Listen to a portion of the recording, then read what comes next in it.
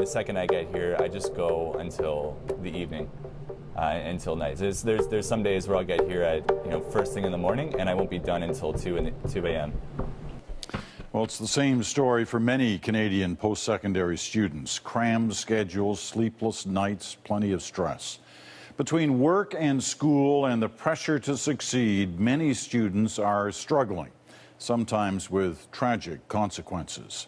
Joanna Remiliotis spoke to students about the challenges they face.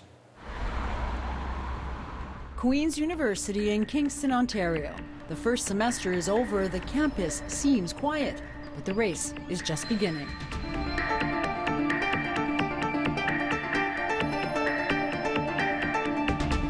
Sort of a feeling of a constant drone, that it's like there's a constant pressure. And I woke up this morning in this panic. It's exam time, a time when there never seems to be enough time, and when the line between stress and sickness begins to blur. Your heart starts racing, you start to get a sweat and start to feel lightheaded, your limbs start to feel numb. You start to think, oh, I'm having a heart attack. And that's what makes the panic attack worse and worse. And if you don't know that, then having 5 or 6 of those a day is extremely debilitating. Nick Francis is in his 4th year of politics and economics.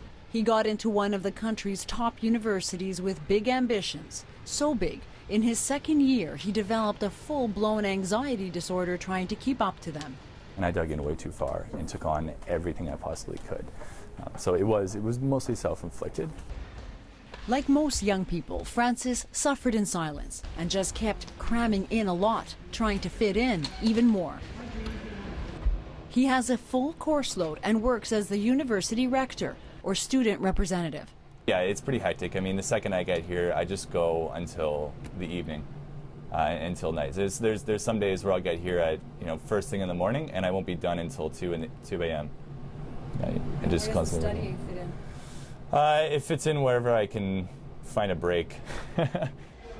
But finding a break seems to be getting harder. Across the country, university health centers are reporting a staggering increase in students asking for help and hitting a crisis point, something this university knows all too well. Jack Windler was a first-year student at Queen's who killed himself in 2010. There were few clues he was that desperate. His father will never forget the day he got the call. You get a call from a police officer and he says, I'm coming to your house in 3 minutes. And in 3 minutes and 30 seconds, he's actually already told you that you've lost your son and that it was suicide. And your life is permanently changed. Eric Windler turned his grief into a mission to get young people talking about mental health. Part of his work is creating videos like this one. 2 out of every 3 people who suffer from a mental illness suffer in silence. Because shortly after he lost his son, 3 other Queen's students took their own lives too.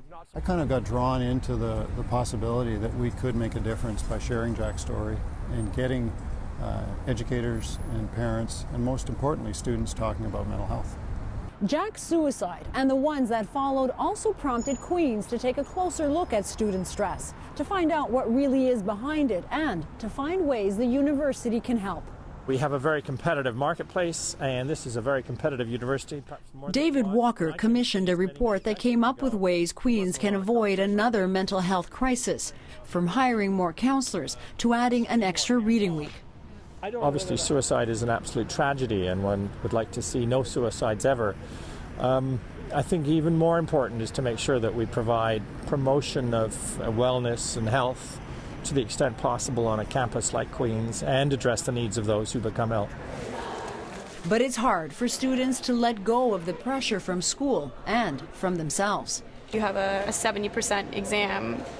That's, 3 hours is going to determine 70% of this whole course grade. That's the school right there that is causing that pressure. I put a lot of stress on myself. I don't like disappointing myself, and I don't like having to do poorly, so it's always constant pressure. If it's not from parents or peers, it's pressure from myself. There's that added pressure that you've got to go above and beyond good marks, above and beyond just a couple clubs or extracurriculars that you do. You've got to do it all. But there is an emerging openness. Students here are publishing memoirs of their darker moments and also finding ways to help themselves, like using pet therapy. More than 1,000 students have sought comfort in a furry friend during exam time. It made it so much easier. And then, as for Francis, he still gets panic attacks, but not as severe. He's getting more sleep, and he's learned the power of a 2-letter word. Saying no, because that was probably my biggest problem, is I would just say yes to every single opportunity, and I make an effort to say no as much as I can when it starts to impact my life negatively. But he admits he's still learning what many here are still struggling with, that the rest of their lives don't have to begin or end here. Joanna Rumiliotis, CBC News, Kingston, Ontario. The number of young people struggling with stress and mental health has prompted a summit called Unleash the Noise. This March, students from high schools and post-secondary schools across Canada will come to Toronto to talk about new ways to approach student mental health issues.